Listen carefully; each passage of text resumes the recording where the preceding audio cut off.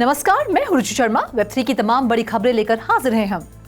टेक2 subsidiary जिंगा ने अगस्त में इसे एक प्रमुख मोबाइल गेम डेवलपर द्वारा क्रिप्टो गेम बनाने का पहला उदाहरण बताते हुए अगस्त में अपने नए Ethereum based title sugar town की घोषणा की।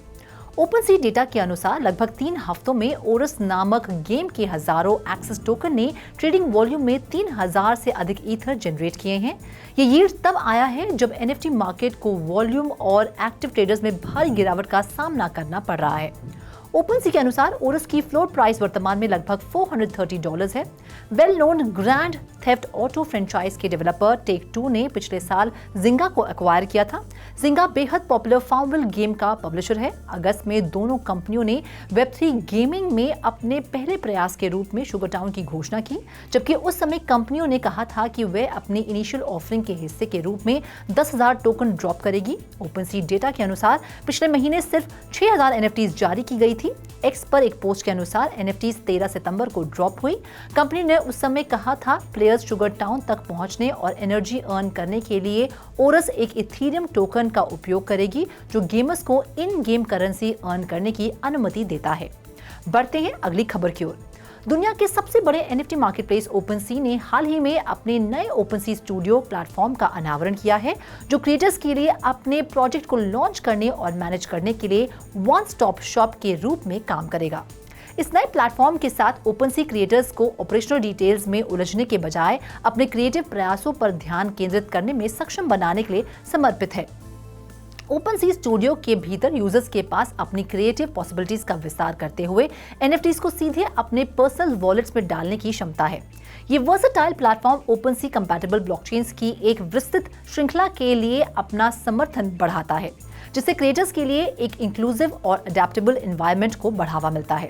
इसके साथ साथ ये कलेक्टर्स को क्रेडिट या डेबिट कार्ड का उपयोग करके एनएफटीज मिंट करने में सक्षम बनाने की सुविधा प्रदान करता है, जिससे एक्विजिशन प्रोसेस सरल हो जाता है।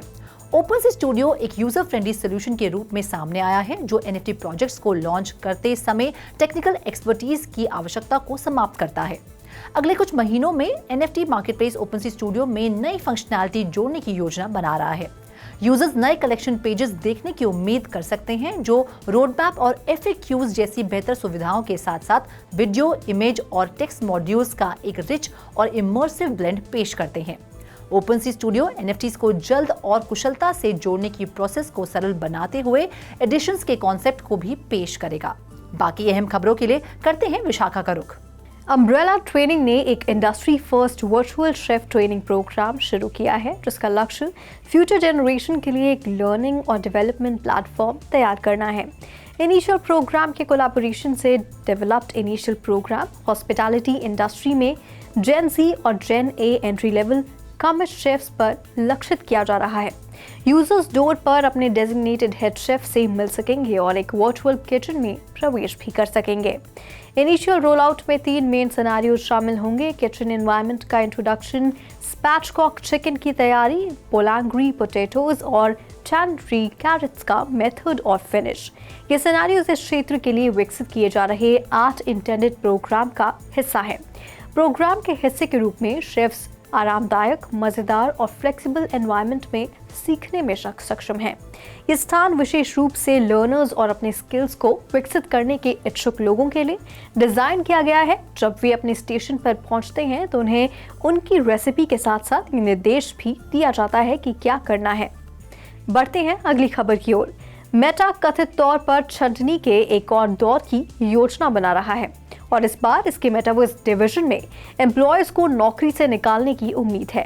रॉयटर्स के अनुसार मेटा आज बुधवार यानी 4 अक्टूबर को मेटावर्स के लिए कस्टम चिप्स विकसित करने वाली टीम में विशेष रूप से अधिक कर्मचारियों को निकाल देगा। रिपोर्ट से पता चलता है कि मेटा सिलिकॉन यूनिट में अपने वर्कफोर्स को कम करने की योजना बना रहा है, जिसे फेसबुक एजाइल सिलिकॉन टीम या फास्ट कहा जाता है।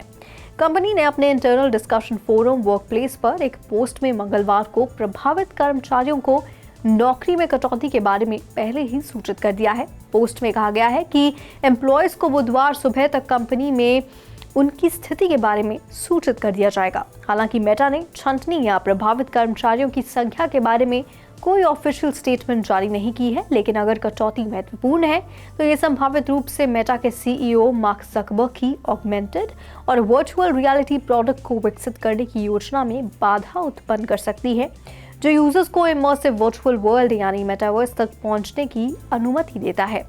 Over to you Roshni. South Korea central bank digital currency pilot program शुरू करने वाले देशों की बढ़ती संख्या में शामिल हो गया है। देश की central bank, bank of Korea CBDC के लिए टेक्निकल इंफ्रास्ट्रक्चर का पता लगाने के लिए पायलट प्रोजेक्ट शुरू करेगी। Bank of Korea financial services commission और फाइनेंशियल सुपरवाइजरी सर्विस द्वारा सीबीडीसी पायलट की ज्वाइंट अनाउंसमेंट 4 अक्टूबर को पब्लिश की गई थी। अनाउंसमेंट के अनुसार प्रोजेक्ट होलसेल सीबीडीसी पर आधारित फ्यूचर मॉनेटरी सिस्टम की वायबिलिटी को आकलन करेगी। पायलट में प्राइवेट बैंक्स और पब्लिक इंस्टीट्यूशन शामिल होंगे, जबकि bank of international settlements expert technical support प्रदान करेगा। बैंक ऑफ कोरिया रिटेल और होलसेल दोनों सीबीडीसी का परीक्षण करने जा रहा है। होलसेल सीबीडीसी के एक्सपेरिमेंटल फ्रेमवर्क के बीच बैंक अपनी डिपॉजिट्स को टोकन देंगे और उन्हें बीओके और एफएसबी और एफएसएस द्वारा निगरानी किए गए नेटवर्क में सर्कुलेट करेंगे। रिटेल सीबीडीसी की लाइव टेस्टिंग Q4 2024 में सिस्टम सेटअप के बाद शुरू होगी। तो आज के लिए बस इतना ही। ऐसी वेब3 से जुड़ी खबरों के लिए देखते रहिए 3TV। ऐसी और ज़्यादा अपडेट्स के लिए हमारी वेबसाइट www.3versetv.io पर लॉग ऑन करें या फिर स्कैन करें QR कोड। Thank you.